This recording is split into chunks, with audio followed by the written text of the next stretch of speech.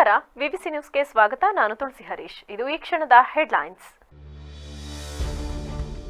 ಬೆಂಗಳೂರಿಗೆ Prajwal Revanna ticket book. ಗುರುವಾರ ಮಧ್ಯಾಹ್ನ ಜರ್ಮನಿಯಿಂದ ಪ್ರಯಾಣ. ಇದರ ಬೆನ್ನಲ್ಲೇ ನಿರೀಕ್ಷಣಾ ಜಾಮೀನಿಗಾಗಿ ಸಂಸದನ ಪರ ವಕೀಲರಿಂದ ಅರ್ಜಿ.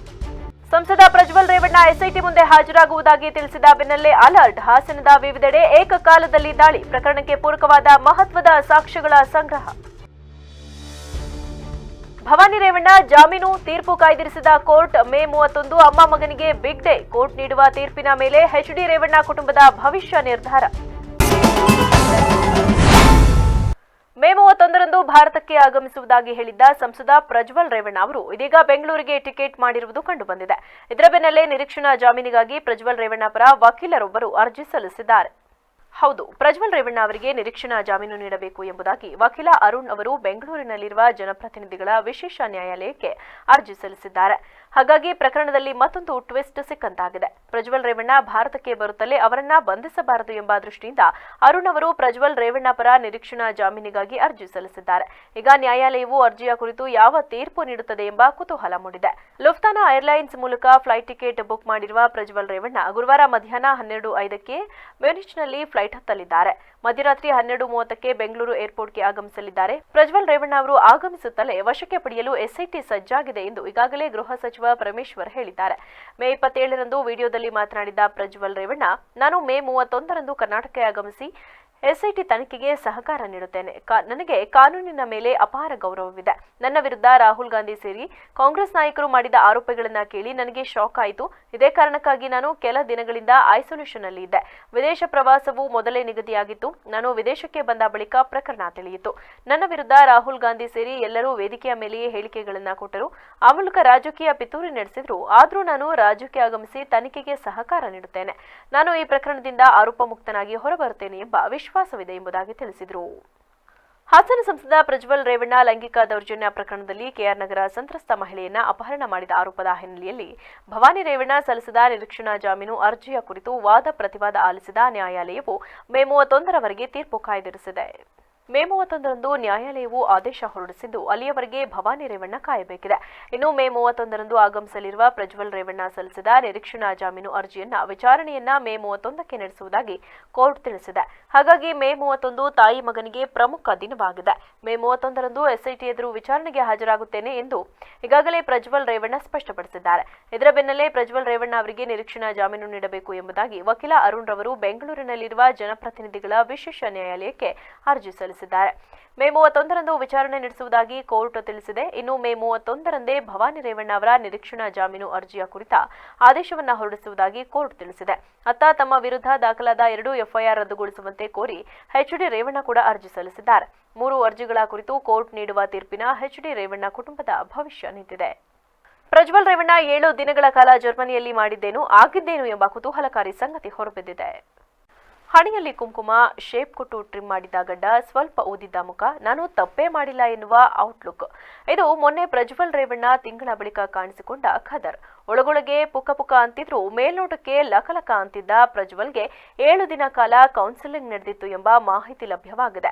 ಜರ್ಮನಿಯಲ್ಲೇ 7 ದಿನಗಳ ಕಾಲ ಮನಃಶಾಸ್ತ್ರಜ್ಞರಿಂದ ಕೌನ್ಸಿಲಿಂಗ್ ನಡೆದಿತ್ತು. ಆ 7 ದಿನಗಳೇ ಪ್ರಜ್ವಲ್ ವಾಪಸ್ ಆಗಲು ವರವಾಯ್ತಾ ಎಂಬ ಚರ್ಚೆ ಶುರುವಾಗಿದೆ. ಪೆನ್ ಡ್ರೈವ್ ಬಿಡುಗಡೆ ಪ್ರಕರಣದಿಂದ ಡಿಸ್ಟರ್ಬ್ ಆಗಿದ್ದ ಪ್ರಜ್ವಲ್ಗೆ ಕೌನ್ಸಿಲಿಂಗ್ ಅಗತ್ಯವಿತ್ತಂತೆ. ಹಾಗಾಗಿ 7 ದಿನಗಳ ಕಾಲ ಜರ್ಮನಿಯಲ್ಲೇ ಕೌನ್ಸಿಲಿಂಗ್ ನಡೆದ ಬಳಿಕ ಹೋಮ್ ಐಸೋಲೇಷನ್ನಲ್ಲಿ ಪ್ರಜ್ವಲ್ ರೇವಣ್ಣ ಇರುತ್ತಿದ್ದರು.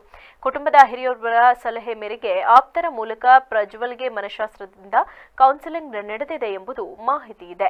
ಅದಾದ ಬಳಿಕ ಪ್ರಜ್ವಲ್ ಮಾನಸಿಕವಾಗಿ ರೆಡಿಯಾಗಿ ಭಾರತಕ್ಕೆ ವಾಪಸ್ ಆಗುವ ವಿಡಿಯೋ ಮಾಡಿ ಬಿಡುಗಡೆ ಮಾಡಿದ್ದು ಎನ್ನಲಾಗಿದೆ. ಸಂಸದ ಪ್ರಜ್ವಲ್ ರೇವಣ್ಣ ಮೇ 31ರಂದು ಕರ್ನಾಟಕಕ್ಕೆ ಆಗಮಿಸಿ ಎಸ್ಐಟಿ ಮುಂದೆ ಹಾಜರಾಗುವುದಾಗಿ ತಿಳಿಸಿದ ಬೆನ್ನಲ್ಲೇ ಅವರ ವಿಚಾರಣೆಗೆ ಪೂರಕವಾದ ಸಾಕ್ಷ್ಯಾಧಾರ ಸಂಗ್ರಹ ಕಾರ್ಯವನ್ನ ಎಸ್ಐಟಿ ತನಿಖಾ ತಂಡ ಬಹುತೇಕ ಪೂರ್ಣಗೊಳಿಸಿದೆ ಎಂದು ತಿಳಿದು ಬಂದಿದೆ. ಹಗರಣ ಸಂಬಂಧ ನಿನ್ನೆ ಸಂಜೆಯಿಂದ ನಗರದ ಸಂಸದರ ನಿವಾಸ, ಹೊಳೆನರಸೀಪುರದ ರೇವಣ್ಣ ಹಾಗೂ ಅವರ ನಿವಾಸ ಹಾಗೂ ಚನ್ನರಾಯಪಟ್ಟಣ ತಾಲೂಕು ಗನ್ನಿಗಡದ ಫಾರ್ಮ್ ಹೌಸ್ನಲ್ಲಿ ಏಕಕಾಲದಲ್ಲಿ ದಾಳಿ ನಡೆಸಿದ 12ಕ್ಕೂ ಹೆಚ್ಚು ಅಧಿಕಾರಿಗಳು ಹಾಗೂ ಸಿಬ್ಬಂದಿ ಮತ್ತು ಎಫ್ಎಸ್ಎಲ್ ತಂಡ 3 ಕಡೆಗಳಿಗೆ ಭೇಟಿ ನೀಡಿ ಪರಿಶೀಲನೆ ನಡೆಸಿತು. ಜೊತೆಗೆ ಎಫ್ಎಸ್ಎಲ್ ತಂಡ ಕೂಡ ಇಂಚಿಂಚು ಜಾಲಾಡಿ ಪ್ರಕರಣಕ್ಕೆ ಪೂರಕವಾದ ಮಹತ್ವದ ಸಾಕ್ಷ್ಯಗಳನ್ನು ಸಂಗ್ರಹಿಸಿದೆ ಎಂದು ಮೂಲಗಳು ತಿಳಿಸಿವೆ. ನಗರದ ಸಂಸದರ ನಿವಾಸದಲ್ಲಿ ಸತತ 10 ಗಂಟೆ ಕಾಲ ಎಫ್ಎಸ್ಎಲ್ ತಂಡ ಸಂಪೂರ್ಣ ಜಾಲಾಡಿತು. ಪ್ರಜ್ವಲ್ ರೇವಣ್ಣ ಮಲಗುತ್ತಿದ್ದ ಕೊಠಡಿಯಲ್ಲಿದ್ದ ಹಾಸಿಗೆ, ದಿಂಬು, ಕರವಸ್ತ್ರ ಹಾಗೂ ಇತರೆ ವಸ್ತುಗಳನ್ನು ಸಂಗ್ರಹಿಸಿ ಇಂದು ಮುಂಜಾನೆ ಬೆಂಗಳೂರು ಕಡೆ ಪ್ರಯಾಣ ಬೆಳೆಸಿತು. ಈ ಮೂಲಕ ಪ್ರಜ್ವಲ್ ರೇವಣ್ಣ ವಿರುದ್ಧದ ತನಿಖೆ ಮತ್ತಷ್ಟು ತೀವ್ರಗೊಂಡಿದೆ.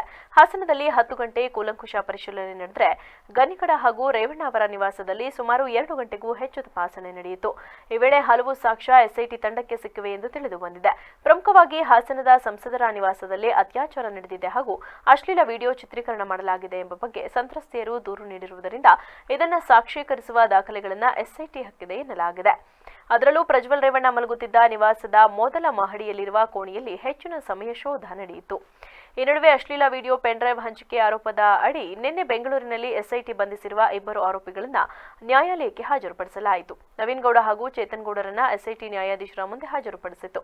ಇದಕ್ಕೂ ಮುನ್ನ ಇಬ್ಬರನ್ನ ಹೇಮ್ಸ್ನಲ್ಲಿ ವೈದ್ಯಕೀಯ ಪರೀಕ್ಷೆಗೆ ಒಳಪಡಿಸಲಾಯಿತು. ಗರ್ಭಕರುಳ ಕ್ಯಾನ್ಸರ್ ಮತ್ತು ಎಚ್ಪಿವಿ ಲಸಿಕೆ ಬಗ್ಗೆ ಅರಿವು ಮೂಡಿಸಲು ಸಾರ್ವಜನಿಕ ಜಾಥಾ ಮತ್ತು ನರ್ಸಿಂಗ್ ವಿದ್ಯಾರ್ಥಿಗಳಿಗೆ ಮೇ 30ರಂದು ಕಾರ್ಯಾಗಾರ ಹಮ್ಮಿಕೊಳ್ಳಲಾಗಿದೆ ಎಂದು ಡಾ. ಬಿಕೆ ಸೌಮ್ಯಮಣಿ ತಿಳಿಸಿದರು. ಹಾಸನದಲ್ಲಿಂದು ಪತ್ರಿಕಾಗೋಷ್ಠಿಯಲ್ಲಿ ಮಾತನಾಡಿದ ಅವರು, ಗರ್ಭಕರುಳ ಕ್ಯಾನ್ಸರ್ ಮಹಿಳೆಯರಲ್ಲಿ ಕಂಡುಬರುವ ಪ್ರಮುಖ ಕ್ಯಾನ್ಸರ್ ಆಗಿದ್ದು, ಭಾರತದಲ್ಲಿ ಪ್ರತಿ 7 ನಿಮಿಷಕ್ಕೆ ಒಬ್ಬ ಮಹಿಳೆಯಂತೆ ಈ ಕ್ಯಾನ್ಸರ್ನಿಂದ ಸಾವನ್ನಪ್ಪುತ್ತಿದ್ದಾರೆ.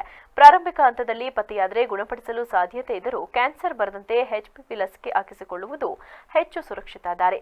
9 ರಿಂದ 46 ವರ್ಷದೊಳಗಿನ ಮಹಿಳೆಯರು ಲಸಿಕೆ ಪಡೆಯಬಹುದಾಗಿದ್ದು, ಅದರಲ್ಲೂ 15 ವರ್ಷ ವಯಸ್ಸಿನೊಳಗಿನ ಹೆಣ್ಣು ಮಕ್ಕಳು ಈ ಲಸಿಕೆ ಹೆಚ್ಚು ಪರಿಣಾಮಕಾರಿಯಾಗಿದೆ. ದೇಶದಲ್ಲಿ ಪ್ರತಿ ನಿಮಿಷಕ್ಕೆ ಒಬ್ಬ ಮಹಿಳೆ ಗರ್ಭಕರುಳ ಕ್ಯಾನ್ಸರ್ನಿಂದ ಸಾಯುತ್ತಾರೆ. 1.25 ಲಕ್ಷ ಮಹಿಳೆಯರಿಗೆ ಪ್ರತಿ ವರ್ಷ ತಗುಲುತ್ತಿದೆ. ಇದರ ಕಡೆಗೆ ಎಚ್ಪಿವಿ ವ್ಯಾಕ್ಸಿನ್ ಹಾಕಿಸಬೇಕು ಎಂದು ಸಲಹೆ ನೀಡಿದ ಅವರು, ಮೇ 31ರಂದು ಗರ್ಭಕರುಳ ಕ್ಯಾನ್ಸರ್ ಮತ್ತು ಎಚ್ಪಿವಿ ಲಸಿಕೆ ಬಗ್ಗೆ ಅರಿವು ಮೂಡಿಸಲು ಹಮ್ಮಿಕೊಂಡಿರುವ ಜಾಥಾ ಡಿಸಿ ಕಚೇರಿ ಆವರಣದಿಂದ ಬೆಳಗ್ಗೆ 9:30ಕ್ಕೆ ಹೊರಡಲಿದೆ. ಜಿಲ್ಲಾಧಿಕಾರಿ ಸಿ. ಸತ್ಯಭಾಮ ಅವರು ಜಾಥಾಕ್ಕೆ ಚಾಲನೆ ನೀಡಲಿದ್ದಾರೆ. ಬಳಿಕ ಹಿಮ್ಸ್ ಸಭಾಂಗಣದಲ್ಲಿ ನರ್ಸಿಂಗ್ ವಿದ್ಯಾರ್ಥಿಗಳಿಗೆ ಕಾರ್ಯಾಗಾರ ಏರ್ಪಡಿಸಲಾಗಿದೆ. ಕಾರ್ಯಕ್ರಮವನ್ನು ಹಿಮ್ಸ್ ನಿರ್ದೇಶಕ ಡಾ. ಎಸ್.ವಿ. ಸಂತೋಷ್ ಉದ್ಘಾಟಿಸಲಿದ್ದಾರೆ. ಮುಖ್ಯ ಅತಿಥಿಯಾಗಿ ಭಾರತಿ ರಾಜಶೇಖರ್, ಬಿಸಿ ಗೀತಾ ಇತರರು ಭಾಗಿಯಾಗುವರು ಎಂದರು. ಹೆಚ್ಚಿನ ದಿನಗಳಲ್ಲಿ ಒಂದು ಮನುಕುಲವನ್ನು ಕಾಡ್ತಾ ಇರೋ ಗಂಭೀರ ಸಮಸ್ಯೆಗಳಲ್ಲಿ ಕ್ಯಾನ್ಸರ್ ಒಂದು ಜಾಗತಿಕ ಆರೋಗ್ಯ ಸಮಸ್ಯೆಯಾಗಿ ಬೆಳೀತಾ ಇದೆ. ನಾವು ಒಂದು 21ನೇ ಶತಮಾನದಲ್ಲಿದ್ದರೂ ಸಹ ಪ್ರತಿ ನಿಮಿಷಕ್ಕೊಮ್ಮೆ ಒಬ್ಬ ಮಹಿಳೆ ಒಂದು ಗರ್ಭಕುರಳ ಕ್ಯಾನ್ಸರ್ನಿಂದ ಸಾವಿಗೀಡ್ತಾಗಿರೋದು, ಸಾವನ್ನಪ್ತಾ ಇರೋದು ಒಂದು ವಿಷಾದಕರ ಸಂಗತಿ ಅಂತ ಅನಿಸುತ್ತೆ. ಇತ್ತೀಚಿನ ಒಂದು ಸ್ಟ್ಯಾಟಿಸ್ಟಿಕ್ಸ್ ಪ್ರಕಾರ 1,25,000 ಮಹಿಳೆಯರು ಪ್ರತಿ ವರ್ಷ ಗರ್ಭಕುರಳ ಕ್ಯಾನ್ಸರ್ಗೆ ತುತ್ತಾಗ್ತಾ ಇದ್ದರೆ ಸುಮಾರು ಮೋರ್ ದ್ಯಾನ್ 50% ಅಂದರೆ ಒಂದು 75,000 ಮಹಿಳೆಯರು ಈ ಗರ್ಭಕುರಳ ಕ್ಯಾನ್ಸರ್ನಿಂದ ಸಾವನ್ನಪ್ತಾ ಇದ್ದಾರೆ. ಸೊ ನಾವು ಒಂದು HPV ವ್ಯಾಕ್ಸಿನ್ ಡ್ರೈವ್ ಅಂತ ಈ ದೃಷ್ಟಿನಲ್ಲಿ ನಾವು ಹಮ್ಮಿಕೊಳ್ತಾ ಇದ್ದೀವಿ. ಅಂದರೆ ಈ HPV ವ್ಯಾಕ್ಸಿನ್ನ ಒಂದು ಚಿಕ್ಕ ವಯಸ್ಸಿನಲ್ಲೇ ಅಂತ ಹೇಳಿದರೆ 9 ವರ್ಷ ಮೇಲ್ಪಟ್ಟು 14 ವರ್ಷದ ಒಳಗಡೆನೆ ಹಾಕ್ಸೋದ್ರಿಂದ ತುಂಬ ಪರಿಣಾಮಕಾರಿಯಾಗಿ ಗರ್ಭಕುರಳ ಕ್ಯಾನ್ಸರ್ ಬರೋದನ್ನು ನಾವು ತಡೆಗಟ್ಟ. ಪತ್ರಿಕಾಗೋಷ್ಠಿಯಲ್ಲಿ ಡಾ. ಭಾರತಿ ರಾಜಶೇಖರ್, ಡಾ. ವಿಶಾಲಾಕ್ಷಿ, ಡಾ. ಸಾವಿತ್ರಿ, ಡಾ. ದಿನೇಶ್ ಬೈರೇಗೌಡ, ಡಾ. ಪಾಲಾಕ್ಷ ಇದ್ದರು. 2 ತಿಂಗಳಿಂದ ಶಾಲೆಗೆ ರಜೆ ಇರುವ ಕಾರಣ ಕೆಲ ಶಾಲಾ ಬಸ್ಸುಗಳ ಡ್ರೈವಿಂಗ್ ಲೈಸೆನ್ಸ್, ಐಎಫ್ಸಿ ಮತ್ತು ಇನ್ಶೂರೆನ್ಸ್ ಅವಧಿ ಮುಗಿದಿರುವುದನ್ನು ಶಾಲಾ ಮಾಲೀಕರುಗಳು ಗಮನಿಸಿ ದಾಖಲಾತಿಗಳನ್ನು ಸರಿಪಡಿಸಿಕೊಳ್ಳುವಂತೆ ಆರ್ಟಿಒ ಅಧಿಕಾರಿ ಮಲ್ಲೇಶ್ ತಿಳಿಸಿದರು. ಈ ಸಂಬಂಧ ಮಾತನಾಡಿದ ಅವರು, ಜೂನ್ 1ರಿಂದ ಎಲ್ಲೆಡೆ ಶಾಲೆಗಳು ಓಪನ್ ಆಗುವ ಹಿನ್ನೆಲೆಯಲ್ಲಿ ಮಕ್ಕಳಿಗೆ ತೊಂದರೆಯಾಗದಂತೆ ಶಾಲಾ ಮಾಲೀಕರು ಎಚ್ಚರ ವಹಿಸಬೇಕು. ಈಗಾಗಲೇ ಜಿಲ್ಲೆಯಲ್ಲಿ ಒಟ್ಟು 877 ಶಾಲಾ ವಾಹನಗಳಿದ್ದು, ಅವುಗಳ ಎಫ್ಸಿ, ಇನ್ಶೂರೆನ್ಸ್ ಮತ್ತು ಡ್ರೈವಿಂಗ್ ಲೈಸೆನ್ಸ್ ರಿನ್ಯೂವಲ್ ಆಗದಿದ್ದಲ್ಲಿ ಸರಿಪಡಿಸಿಕೊಳ್ಳುವಂತೆ ಶಾಲಾ ಮಾಲೀಕರಿಗೆ ಮತ್ತು ಬಿಇಒ ಮತ್ತು ಡಿಡಿಪಿಎ ಅವರಿಗೆ ಪತ್ರದ ಮೂಲಕ ತಿಳಿಸಲಾಗಿದೆ. ಮುಂದಿನ ದಿನಗಳಲ್ಲಿ ಶಾಲಾ ವಾಹನಗಳನ್ನು ತಪಾಸಣೆ ಕೈಗೊಳ್ಳುವುದರಿಂದ ಆ ಸಮಯದಲ್ಲಿ ಯಾವುದಾದರೂ ವಾಹನಗಳ ದಾಖಲಾತಿಗಳು ಸರಿ ಇಲ್ಲದಿದ್ದಲ್ಲಿ ತಕ್ಷಣವೇ ವಾಹನಗಳನ್ನು ವಶಕ್ಕೆ ಪಡೆಯಲಾಗುತ್ತದೆ ಎಂದು ಎಚ್ಚರಿಸಿದರು. ಶಾಲಾ ವಾಹನಗಳು ವೇಗವಾಗಿ ಹೋಗುವುದು ಮತ್ತು ಸೀಟಿಗಿಂತ ಹೆಚ್ಚಾಗಿ ಮಕ್ಕಳನ್ನ ಕರೆದುಕೊಂಡು ಹೋಗುವ ವಾಹನಗಳ ಮೇಲೆ ದಂಡ ವಿಧಿಸಲಾಗುವುದು ಎಂದು ಹೇಳಿದರು. ಈ ಜಿಲ್ಲೆಯಲ್ಲಿ ಈಗ 877 ಸ್ಕೂಲ್ ಬಸ್ಸಸ್ ಇದೆ ಟೋಟಲ್. ಈಗ 2 ಮಂತ್ಸ್ ಸ್ಕೂಲಿಗೆ ರಜಾ ಇದ್ದಿದ್ರಿಂದ ಕೆಲವು ವೆಹಿಕಲ್ಗೂ ಎಫ್ಸಿ ಮತ್ತು ಟ್ಯಾಕ್ಸು, ಇನ್ಶೂರೆನ್ಸು, ಡ್ರೈವರ್ ಲೈಸೆನ್ಸು ಎಲ್ಲ ಎಕ್ಸ್ಪೈರ್ ಆಗಿರೋಂಥ ಇದು ಇರುತ್ತೆ. ಅದನ್ನೆಲ್ಲ ಕ್ಲೀನಾಗಿ ನೋಡಿಕೊಂಡು ಶಾಲಾ ಮಾಲೀಕರು ಈಗ ಸ್ಟೂಡೆಂಟ್ಗಳಿಗೆ ವೆಹಿಕಲನ್ನು ಕಳಿಸ್ಬೇಕಾದ್ರೆ ಅದನ್ನು ಖಾತ್ರಿ ಮಾಡಿಕೊಂಡು, ಈಗ 1ನೇ ತಾರೀಕಿಂದ ಸ್ಕೂಲ್ಸ್ ಓಪನ್ ಆಗ್ತಾ ಇದೆ. ಅದನ್ನೆಲ್ಲ ಕ್ಲೀನಾಗಿ ಖಾತ್ರಿ ಮಾಡಿಕೊಂಡು ಕರೆಕ್ಟಾಗಿದ್ದರೆ ಮಾತ್ರ ಸ್ಕೂಲ್ ಮಕ್ಕಳನ್ನ ತೊಗೊಂಬರೋಕ್ಕೆ ವೆಹಿಕಲನ್ನು ಕಳಿಸ್ಬೇಕು. ಇಲ್ಲ ಅಂತಂತಂದರೆ ಮತ್ತೆ ಏನಾದ್ರು ಹೆಚ್ಚು ಕಮ್ಮಿ ಆದರೆ ಪೇರೆಂಟ್ಸು ಸ್ಕೂಲು ಎಲ್ಲರಿಗೂ ಕೆಟ್ಟ ಹೆಸರು ಬರುತ್ತೆ. ಅದರಿಂದ ಎಲ್ಲ ಮಾಲೀಕರು ಸ್ಕೂಲ್ ಮಾಲೀಕರು ಈ ವೆಹಿಕಲ್ಗಳ ದಾಖಲಾತಿಗಳನ್ನು ಕಡ್ಡಾಯವಾಗಿ ಚೆಕ್ ಮಾಡ್ಕೋಬೇಕು. ಯಾವುದೇ ಒಂದೇ ಲೋಪ ಆಗಿದ್ರೂ ಕೂಡ ಈ ಭಾರಿ ಕಷ್ಟ ಆಗುತ್ತೆ. ಮುಂದೆ ರೆಕಾರ್ಡು ಸರಿ ಇಲ್ಲ ಅಂತಂದರೆ ಅದನ್ನು ನೋಡಿಕೊಂಡು ಅವರು ಅಕಸ್ಮಾತ್ FC ಆಗಿಲ್ಲ ಅಂದರೆ ಬಂದು FC ಮಾಡಿಸ್ಕೊಳೋದು, ಇನ್ಶೂರೆನ್ಸ್ ಆಗಿಲ್ಲ ಅಂದರೆ ಇನ್ಶೂರೆನ್ಸ್ ಮಾಡಿಸ್ಕೊಳೋದು, ಡ್ರೈವರ್ DL ರಿನ್ಯೂ ಆಗಿಲ್ಲ ಅಂದರೆ ರಿನ್ಯೂ ಮಾಡಿಸ್ಕೊಳೋದು, ಈ ಥರ ಮಾಡಿ ಎಲ್ಲ ಡಾಕ್ಯುಮೆಂಟು ಕರೆಕ್ಟಾಗಿದೆ ಅಂತ ಹೇಳಿದ ಮೇಲೆ ಮಕ್ಕಳನ್ನ ಡ್ರಾಪು ಮತ್ತು ಪಿಕಪ್ಪಿಗೆ ಕಳಿಸ್ಬೇಕಾಗಿ ನಮ್ಮ ಇಲಾಖೆ ವತಿಯಿಂದ ನಾನು ಈ ಸಂದರ್ಭದಲ್ಲಿ ಸೂಪರಿಂಟೆಂಡೆಂಟ್ ಕುಮಾರ್ ಹಾಜರಿದ್ದರು. ಲೈಂಗಿಕ ದೌರ್ಜನ್ಯ ಸಂಬಂಧಿತ ಆರೋಪಿ ಸಂಸದ ಪ್ರಜ್ವಲ್ ರೇವಣ್ಣ ಹಾಗೂ ಅಶ್ಲೀಲ ವಿಡಿಯೋ ಹಂಚಿಕೆ ಆರೋಪಿಗಳನ್ನು ಬಂಧಿಸುವಂತೆ ಆಗ್ರಹಿಸಿ ಮೇ 31ರಂದು ಹಮ್ಮಿಕೊಂಡಿರುವ ಪ್ರತಿಭಟನಾ ಮೆರವಣಿಗೆಗೆ ನಾಗರಿಕ ಸಮಾಜ ಬೆಂಬಲಿಸುವಂತೆ ಹಿರಿಯ ಸಾಹಿತಿ ಬಾನು ಮುಷ್ತಾಕ್ ಮನವಿ ಮಾಡಿದರು. ಹಾಸನದಲ್ಲಿಂದು ಪತ್ರಿಕಾಗೋಷ್ಠಿಯಲ್ಲಿ ಮಾತನಾಡಿದ ಅವರು, ಸಂವಿಧಾನದ ಅಡಿ ಆಯ್ಕೆಯಾದಂತಹ ಯುವ ಸಂಸದ ನಾಗರಿಕ ಸಮಾಜ ತಲೆ ತಗ್ಗಿಸುವಂತಹ ಕೆಲಸವನ್ನ ಮಾಡಿದ್ದಾರೆ. ಇಂತಹ ಹೀನ ಕೃತ್ಯವನ್ನು ಖಂಡಿಸುವ ನಿಟ್ಟಿನಲ್ಲಿ ನಾಗರಿಕ ಸಮಾಜಕ್ಕೆ ನಾಳೆ ವೇದಿಕೆ ಕಲ್ಪಿಸಿದ್ದು ಹೆಚ್ಚಿನ ಸಂಖ್ಯೆಯಲ್ಲಿ ಜನರು ಆಗಮಿಸಿ ಬೆಂಬಲಿಸಬೇಕು. ಈ ಪ್ರತಿಭಟನೆ ಮಾಡುವ ಮೂಲಕ ಕಾನೂನು ವ್ಯಾಪ್ತಿಯಲ್ಲಿ ಹಕ್ಕೊತ್ತಾಯವನ್ನ ಮಾಡಲಿದ್ದೇವೆ. ರಾಜ್ಯದ ದೇಶದ ಮೂಲೆ ಮೂಲೆಗಳಿಂದ ಸುಮಾರು 10,000ಕ್ಕೂ ಹೆಚ್ಚು ಮಂದಿ ಆಗಮಿಸುವ ನಿರೀಕ್ಷೆ ಇದೆ. ಜಿಲ್ಲೆಯಲ್ಲಿ 2ನೇ ಬಾರಿ ನಾಗರಿಕ ಸಮಾಜ ತಲೆ ತಗ್ಗಿಸುವಂತಹ ಕ್ರೌರ್ಯ ನಡೆದಿದ್ದು 80ರ ದಶಕದಲ್ಲಿ ಸರಣಿ ಕೊಲೆಗಳು ನಡೆದವು. ಅದಾದ ನಂತರ ನೂರಾರು ಮಹಿಳೆಯರ ಮೇಲೆ ಲೈಂಗಿಕ ದೌರ್ಜನ್ಯದ ಕಹಿ ಘಟನೆ ಇಂದ ಹಸನಾದ ಹಾಸನ ಜಿಲ್ಲೆಯ ಮರ್ಯಾದೆ ತೆಗೆದಂತಾಗಿದೆ. ಜಿಲ್ಲೆಯಲ್ಲಿ ಹೆಣ್ಣು ಮಕ್ಕಳ ಮೇಲೆ ಆದಂತಹ ದೌರ್ಜನ್ಯವನ್ನ ರಾಜಕೀಯ ಸುಳಿಯಲ್ಲಿ ಸಿಲುಕಿಸದೆ ಸಾಮಾಜಿಕ ಬದ್ಧತೆಯಿಂದ ಎಲ್ಲ ಜನಪ್ರತಿನಿಧಿಗಳು ವರ್ತಿಸಬೇಕಿತ್ತು. ಆದರೆ ಆ ರೀತಿಯಾಗದೆ ನೆಲದ ಕಾನೂನಿಗೆ ಗೌರವಿಸದೆ ನಡೆದುಕೊಳ್ಳುತ್ತಿರುವುದು ಸರಿಯಲ್ಲ.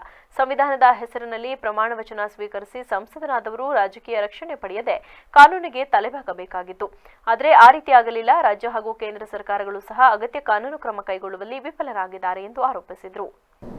ಹಾಸನ ಅಂತ ಹೇಳಿದರೆ ಇವತ್ತಿನ ಸಂದರ್ಭದಲ್ಲಿ ನಮ್ಮ ಕರ್ನಾಟಕದಲ್ಲಿ ಮಾತ್ರವಲ್ಲದೆ ನಮ್ಮ ಇಡೀ ದೇಶದಲ್ಲಿ ನಾವು ಸುದ್ದಿ ಆಗ್ತಾ ಇದ್ದೀವಿ.